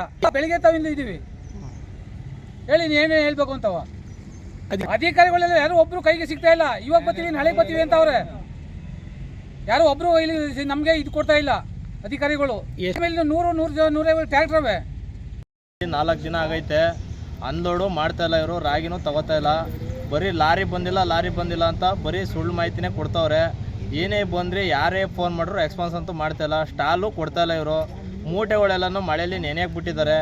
ಅದರಿಂದ ನಮ್ಮನ್ನ ರೈತರು ನೆನೆಲಿ, ಇಲ್ಲಿ ಎಲ್ಲರೂ ಇಲ್ಲೇ ಇರಲಿ ಅಂತ ಬಿಟ್ಟವ್ರೆ. ನಮ್ಮನ್ನ ಹೋಗಿ ಗೋಲ್ಡನ್ ಕೇಳಿದ್ರೆ ಅವರು ಕಾಂಟ್ರಾಕ್ಟ್ದಾರು ಹೇಳ್ತಾರೆ, ನಾನು ಕಾಂಟ್ರಾಕ್ಟ್ ಮಾಡಿಸಿದ್ದೀನಿ ಕಣಪ್ಪ, ರೋಡ್ ಕಿತ್ತೋಯ್ತದೆ ಅಂತ ಯಾವನು ಭರವಸೆ ಕೊಡ್ತಲ್ಲ. ಅವ್ರಿಗೆ ಟ್ಯಾಂಕರ್ ಗಾಡಿಗಳು ಓಡಾಡ್ತಾ ಇದ್ದಾವೆ. ನಮ್ಮ 3 ಟನ್ನು ಇಲ್ಲ 30 ಚೀಲ ಇಲ್ಲ ರಾಗಿ ಹೊಡಿತೀವಿ ಅಂದರು ರೆಸ್ಪಾನ್ಸ್ ಕೊಡ್ತಾಯಿಲ್ಲ ಅವರು. ಮಾತು ಹೇಳಿದ್ರೆ ನಾನು ಕೊಡಲ್ಲ ಕಣಪ್ಪ, ಎಲ್ಲಾರ ಮಾಡಿಕೊಡಿ ಅಂತ ಅವ್ರು ಹೇಳ್ತಾರೆ. ಇವ್ರು ಕೇಳಿದ್ರೆ ನಮ್ಗೆ ಆ ರೂಮ್ ಕೊಟ್ಟಿದ್ದೀನಿ, ಈ ರೂಮ್ ಕೊಟ್ಟಿದ್ದೀನಿ ಅಂತ ಇವ್ರು ಹೇಳ್ತಾರೆ. ಟ್ಯಾಕ್ಟ್ರು ಬಾಡಿಗೆ ಕೊಟ್ಟರೆ ದಿನಕ್ಕೆ 3,000 ರೂಪಾಯಿ 2,000 ರೂಪಾಯಿ ಬಾಡಿಗೆ ಬಂದಿದ್ದೀವಿ. ಬಾಡಿಗೆ ಕೇಳ್ತವ್ರೆ. ರೈತರುಗಳಿಗೆ ಮಾತ್ರ ಅವತ್ತಿನವರು ರೆಸ್ಪಾನ್ಸ್ ಮಾಡ್ತಾಯಿಲ್ಲ. ಟ್ಯಾಕ್ಟ್ರ್ ಹೋಗೋಣ, ಹೋಗೋರು ಮನೆಗೂ ತಾನು ಹೊಂಟೋಗೋರು, ಇವ್ರ ತಾನು ಬೇಯಕ್ಕಾಗಲ್ಲ ನೆನೆಯಕ್ಕಾಗಲ್ಲ ಅಂತ ಹೊಂಟೋಗೋರೋಣ. ಮೂಲ ರೈತ ಸಂಘಟನೆಯ ಅಧ್ಯಕ್ಷ ಸುರೇಶ್ ಮಾತನಾಡಿ, ಅಧಿಕಾರಿಗಳಿಗೆ ರೈತರ ಕಷ್ಟಗಳು ಅರ್ಥವಾಗುವುದಿಲ್ಲ. ಎಪಿಎಂಸಿ ಆವರಣದಲ್ಲಿ ಇರುವಂತಹ ರಾಗಿ ಖರೀದಿ ಕೇಂದ್ರವು ಸಾಕಷ್ಟು ಅವ್ಯವಸ್ಥೆಗಳಿಂದ ತುಂಬಿದೆ. ಕಳೆದ 1 ವಾರದಿಂದ ನೂರಾರು ಟ್ರ್ಯಾಕ್ಟರ್ಗಳು ಸ್ಥಳದಲ್ಲಿ ನಿಂತಿದ್ದು ಅಧಿಕಾರಿಗಳು ಕಿಂಚಿತ್ತು ರೈತರ ಬಗ್ಗೆ ಕನಿಕರ ತೋರದೆ ದುರಂಕಾರ ವರ್ತನೆ ತೋರಿದ್ದಾರೆ. ಗೋಡನ್ಗಳಲ್ಲಿ ಇರಬೇಕಾದ ಖರೀದಿ ರಾಗಿಗಳನ್ನು ಬಯಲು ಶೆಡ್ಗಳಲ್ಲಿ ಇಟ್ಟಿದ್ದಾರೆ. ಇಂತಹ ಭ್ರಷ್ಟ ಅಧಿಕಾರಿಗಳ ವಿರುದ್ಧ ಸೂಕ್ತ ಕ್ರಮ ವಹಿಸಬೇಕು ಹಾಗೂ ಕೃಷಿ ಸಚಿವರು ರೈತರ ಧ್ವನಿಯಾಗಿ ನಿಲ್ಲಬೇಕು ಎಂದು ಆಗ್ರಹಿಸಿದರು. ಏನಿವತ್ತು ನಾಗಮಂಗಲ ತಾಲೂಕು ಹೊರವಲಯದಲ್ಲಿ ಏನು APMC ಇದೆ, APMCಲಿ ಒಂದು ರಾಗಿ ಖರೀದಿ ಕೇಂದ್ರ ಪ್ರಕ್ರಿಯೆ ನಡೀತಾ ಇದೆ. ಇವತ್ತು ಸುಮಾರು ಒಂದು 200 ರಿಂದ 250 ಜನ ರೈತರು ರಾಗಿನ ತುಂಬ್ಕೊಂಡ್ಬಂದಿದ್ದಾರೆ. ಒಂದು 150 ಗಾಡಿಗಳಿದೆ. ಈ ರಾಗಿನ ಖರೀದಿ ಮಾಡಲಿಕ್ಕೆ ಬಂದಿರತಕ್ಕಂಥವ್ರು ಅಧಿಕಾರಿಗಳು ಇದುವರೆಗೂ 1 ವಾರ ಆಗಿದೆ ರಾಗಿ ಬಂದು, ಇನ್ನೂ ಸಹಿತ ಬೀದಿಲಿ ರಾಗಿನ ನಿಲ್ಲಿಸ್ಕೊಂಡು ನಿಂತಿದ್ದಾರೆ. ಇಲ್ಲಿ ಒಂದು ಶೌಚಾಲಯದ ವ್ಯವಸ್ಥೆ ಇಲ್ಲ, ಒಂದು ಕುಡಿಯೋ ನೀರಿನ ವ್ಯವಸ್ಥೆ ಇಲ್ಲ, ಒಂದು ಊಟದ ವ್ಯವಸ್ಥೆ ಇಲ್ಲ. ಇಲ್ಲಿಂದ ಟೌನ್ಗೆ ಒಂದು ಅರ್ಧ ಕಿಲೋಮೀಟ್ರಿಂದ 1 ಕಿಲೋಮೀಟ್ರ್ ಆಗ್ತದೆ. ಇಲ್ಲಿಂದ ಅವ್ರ ಗಾಡಿನ ನಿಲ್ಲಿಸ್ಬಿಟ್ಟವ್ರೆ. ಇಲ್ಲಿ ಜವಾಬ್ದಾರಿ ಯಾರು? ಇಲ್ಲಿ ಒಂದು ವ್ಯವಸ್ಥೆಗಳನ್ನ ಅಧಿಕಾರಿಗಳು ಯಾವುದೇ ರೀತಿ 1 ವಾರ ಆದರೂ ಕ್ಯಾರೆ ಅಂತ ಇಲ್ಲ. ಇಲ್ಲಿ ಈ ವ್ಯವಸ್ಥೆನ ಹದಗೆಟ್ಟು ಕೂತಿದೆ. ಇಲ್ಲಿ ಮಿನಿಸ್ಟರ್ ಆಗಿರ್ಬೋದು, ಇಲ್ಲಿ MLEಗಳಾಗಿರ್ಬೋದು, ಇಲ್ಲಿ ಅಧಿಕಾರಿಗಳಾಗಿರ್ಬೋದು, ತಹಸೀಲ್ದಾರ್ ಆಗಿರ್ಬೋದು, ಯಾರೂ ಸಹಿತ ಕ್ಯಾರೆ ಅಂತಲ್ಲ. ರೈತರನ್ನ ಈ ಥರ ಬೀದಿಗೆ ತಗೊಂಬಂದ್ಬಿಟ್ರೆ, ಈ ಥರ ರಾಗಿ ತಿನ್ನೋ ಅನ್ನನ ತಗೊಂಬಂದು ಈಚೆ ಕಡೆ ಬಿಸಾಡ್ಕೊಂಡು ಕೂತ್ಕೊಂಡ್ರೆ ಇವ್ರಿಗೆ ಏನಾರ ಒಂದು ಸ್ವಲ್ಪ ಮಾನವೀಯತೆ ಇದೆಯಾ? ಇಲ್ಲ ಮಾನ ಮರ್ಯಾದೆ ಇದೆಯಾ ಇವ್ರಿಗೆ? ಅಧಿಕಾರಿಗಳಿಗೆ ಜನಗಳ ಕಷ್ಟನ ಹೇಳ್ಕೊಂಡು, ಜನನ ನಾನು ರೈತರ ಪರ ಅಂತ ಹೇಳ್ಕೊಂಡು ಜನ ಅಧಿಕಾರಕ್ಕೆ ಬರ್ತಾರೆ. ಅವ್ರ ಪರ ಅಂತ ಹೆಸರು ಹೇಳ್ಕೊಂಡು ಬಂದಂತ. ಕೊನೆಯಲ್ಲಿ ಮತ್ತೊಮ್ಮೆ ಹೆಡ್ಲೈನ್ಸ್. ಬೆಂಗಳೂರಿಗೆ ಪ್ರಜ್ವಲ್ ರೇವಣ್ಣ ಟಿಕೆಟ್ ಬುಕ್. ಗುರುವಾರ ಮಧ್ಯಾಹ್ನ ಜರ್ಮನಿಯಿಂದ ಪ್ರಯಾಣ. ಇದರ ಬೆನ್ನಲ್ಲೇ ನಿರೀಕ್ಷಣಾ ಜಾಮೀನಿಗಾಗಿ ಸಂಸದನ ಪರ ವಕೀಲರಿಂದ ಅರ್ಜಿ. ಸಂಸದ ಪ್ರಜ್ವಲ್ ರೇವಣ್ಣ ಎಸ್ಐಟಿ ಮುಂದೆ ಹಾಜರಾಗುವುದಾಗಿ ತಿಳಿಸಿದ ಬೆನ್ನಲ್ಲೇ ಅಲರ್ಟ್. ಹಾಸನದ ವಿವಿಧೆಡೆ ಏಕಕಾಲದಲ್ಲಿ ದಾಳಿ. ಪ್ರಕರಣಕ್ಕೆ ಪೂರಕವಾದ ಮಹತ್ವದ ಸಾಕ್ಷ್ಯಗಳ ಸಂಗ್ರಹ. ಭವಾನಿ ರೇವಣ್ಣ ಜಾಮೀನು ತೀರ್ಪು ಕಾಯ್ದಿರಿಸಿದ ಕೋರ್ಟ್. ಮೇ 31 ಅಮ್ಮ ಮಗನಿಗೆ ಬಿಗ್ ಡೇ. ಕೋರ್ಟ್ ನೀಡುವ ತೀರ್ಪಿನ ಮೇಲೆ HD ರೇವಣ್ಣ ಕುಟುಂಬದ ಭವಿಷ್ಯ ನಿರ್ಧಾರ. ಕ್ಷಣ ಕ್ಷಣದ ಸುದ್ದಿಗಾಗಿ ನೋಡ್ತಾ ಇರಿ ವಿವಿಸಿ ಟಿವಿ.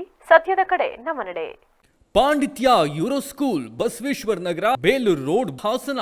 ಕಳೆದ ಹಲವು ವರ್ಷಗಳಿಂದ ನಮ್ಮ ಶಾಲೆಗೆ SSLCಯಲ್ಲಿ 100% ಫಲಿತಾಂಶ ಬರುತ್ತಿದ್ದು ನಮ್ಮಲ್ಲಿ ಉತ್ತಮ ಕ್ಲಾಸ್ ರೂಮ್, ನುರಿತ ಶಿಕ್ಷಕರ ವರ್ಗ, ಸುಸಜ್ಜಿತ ಶಾಲಾ ಕಟ್ಟಡ, ಆಟದ ಮೈದಾನ, ವಿಷಯಾಧಾರಿತ ಲ್ಯಾಬ್ ವ್ಯವಸ್ಥೆಗಳಿವೆ. ಪ್ರಸಕ್ತ ಸಾಲಿನ SSLC ICSE ಬೋರ್ಡ್ ಎಕ್ಸಾಮ್ನಲ್ಲಿ ನಮ್ಮ ಶಾಲೆಯ ವಿದ್ಯಾರ್ಥಿಗಳಾದ ಪ್ರಣತಿ G 98%, ಸ್ವಾತಿ AP 96.8%, ಸಾಯಿ ಮೇಧಾ M 95.8% ಅಂಕವನ್ನು ಪಡೆಯುವ ಮೂಲಕ ಶಾಲೆಯ ಕೀರ್ತಿಯನ್ನ ಹೆಚ್ಚಿಸಿದ್ದು, ಪರೀಕ್ಷೆ ತೆಗೆದುಕೊಂಡ 38 ವಿದ್ಯಾರ್ಥಿಗಳ ಪೈಕಿ 12 ವಿದ್ಯಾರ್ಥಿಗಳು 90%ಕ್ಕೂ ಅಧಿಕ ಅಂಕ ಪಡೆದಿದ್ದು, 23 ವಿದ್ಯಾರ್ಥಿಗಳು ಡಿಸ್ಟಿಂಕ್ಷನ್, 3 ವಿದ್ಯಾರ್ಥಿಗಳು ಪ್ರಥಮ ಶ್ರೇಣಿಯಲ್ಲಿ ತೇರ್ಗಡೆ ಹೊಂದಿದ್ದಾರೆ.